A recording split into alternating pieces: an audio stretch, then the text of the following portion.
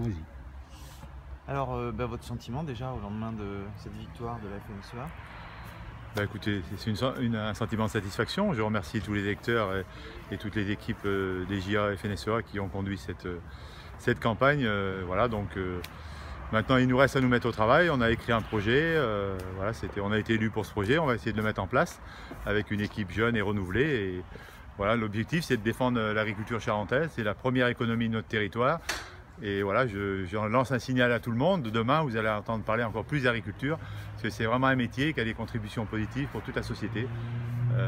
On nourrit nos concitoyens, on capte du CO2, on entretient 80% du paysage, et ça pendant 6 ans, et au-delà, on va continuer à le dire, à le répéter. Et on compte sur vous, messieurs les journalistes, pour nous faire passer ces messages positifs dans vos journaux régulièrement. Quelle est votre analyse du vote? Puisque donc la FNSEA a gagné avec 30 voix d'avance. Est-ce que vous avez une analyse particulière par rapport à ce...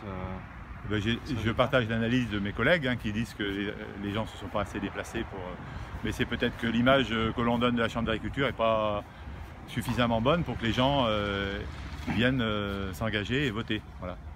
Au-delà, le vote pour la Chambre d'agriculture, c'est toute l'image et l'implication de l'agriculture dans le territoire qui est donnée lors de notre vote. L'objectif, c'est que ce vote soit de plus en plus important dans l'avenir. À nous de faire ce qu'il faut. Est-ce que vous voyez ça comme une sorte d'avertissement quand même, le fait de gagner Ah non, il faut toujours regarder les choses positivement. Et donc on a la chance quand même d'avoir récupéré un département qu'on n'avait plus. Et puis les agriculteurs font partie quand même de la société des gens qui votent le plus. Donc dans les autres corporations, dans les autres métiers, le taux de participation est bien inférieur au nôtre. Donc il faut quand même se satisfaire que les agriculteurs se déplacent. Certes, pas assez, mais ils se déplacent plus que d'autres. Merci, monsieur.